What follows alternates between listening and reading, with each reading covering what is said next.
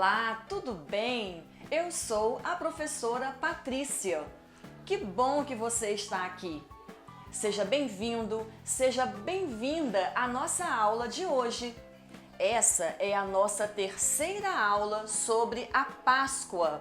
Então, se você não assistiu às anteriores, eu sugiro que você assista para que tudo faça sentido e você compreenda tudo o que vamos ver aqui hoje. E você pode até estar pensando, achando curioso, o fato de ter 3 aulas explicando sobre a Páscoa. Mas sabe por quê? É porque a origem de tudo isso, desta data comemorativa tão relevante, é muito mais distante do que nós imaginamos. E por conta disso, carrega muita história. Então, precisamos conhecer essa história para significar os fatos.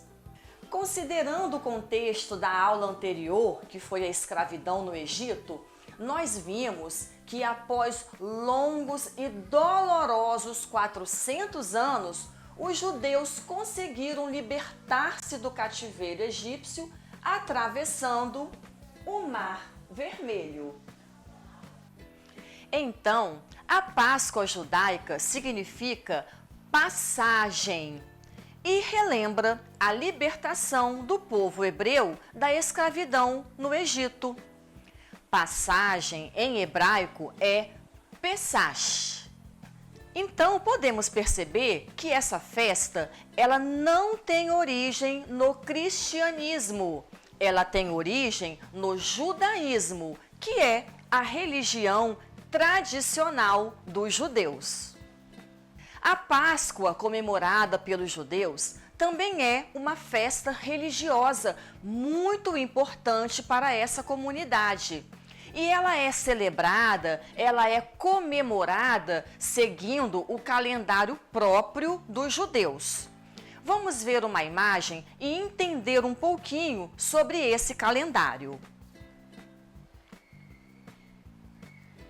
O calendário judeu ou calendário hebraico é lunisolar, ou seja, ele baseia-se nos ciclos da lua e do sol.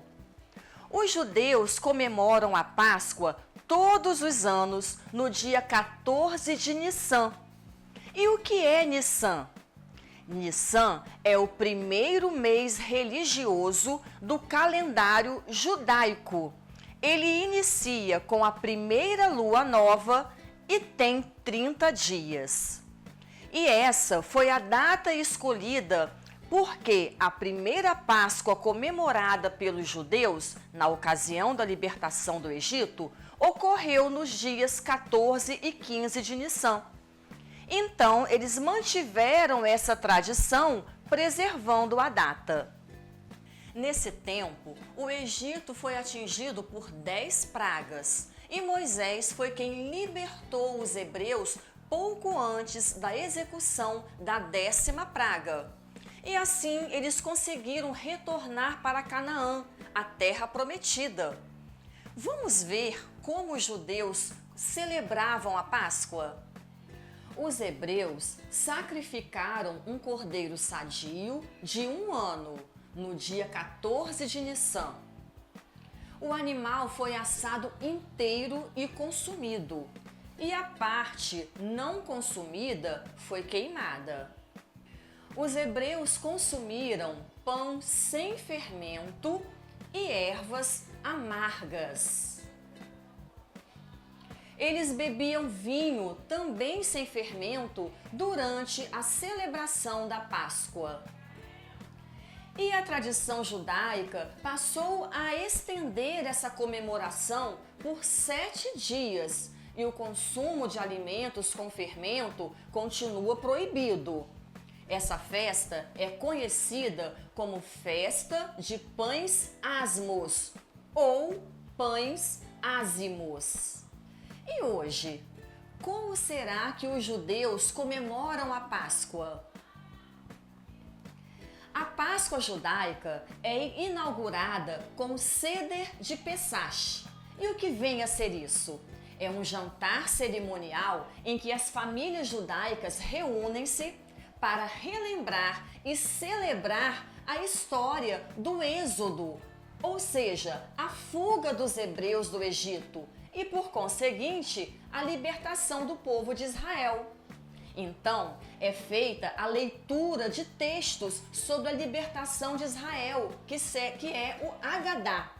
E, em seguida, o consumo dos alimentos, que segue uma ordem específica. Eles não bebem nenhum alimento fermentado, nem comem, e cada alimento possui a sua simbologia. Existe uma tradição muito comum na Páscoa judaica que consiste em dividir o pão sem fermento em 2 pedaços, e o maior deles é escondido. Então, depois do jantar, as crianças vão à procura desse pedaço de pão e quem encontrar ganha um prêmio. Um outro aspecto que podemos destacar na Páscoa judaica é que eles realizam orações no Muro das Lamentações em Jerusalém durante a Pessach. E a Páscoa cristã? Será que possui o mesmo significado e apresenta as mesmas características e tradições? A Páscoa cristã é uma celebração do calendário religioso em memória à crucificação, morte e ressurreição de Jesus Cristo, ou seja, a passagem da morte para a vida. Portanto, no cristianismo, passou a ser comemorada com um novo significado. É uma das principais festas do cristianismo. No calendário cristão, ela tem uma data móvel que foi estabelecida no século IV depois de Cristo. A celebração cristã foi inspirada na comemoração judaica que acontecia na mesma época em que Jesus foi crucificado e ressuscitou. Essa celebração é feita tanto nos templos religiosos quanto nas residências, uma vez que a tradição cristã também reúne a família para o almoço e muitos têm o hábito de fazer leituras e reflexões desses momentos da vida de Jesus. Podemos destacar como exemplo de reflexão a última ceia, que foi um evento que antecedeu a crucificação de Jesus. E a mensagem que a Páscoa nos deixa pode ser entendida como a celebração da vida e a união com as pessoas especiais para nós. Podemos expressar nossos sentimentos de amor e também de gratidão através de um abraço e também de mensagens afetuosas. Na aula de hoje, nós fechamos um pensamento acerca do que é a Páscoa. Entendemos a sua origem, os seus fundamentos e formas de celebração. Vimos que existem alguns rituais e símbolos.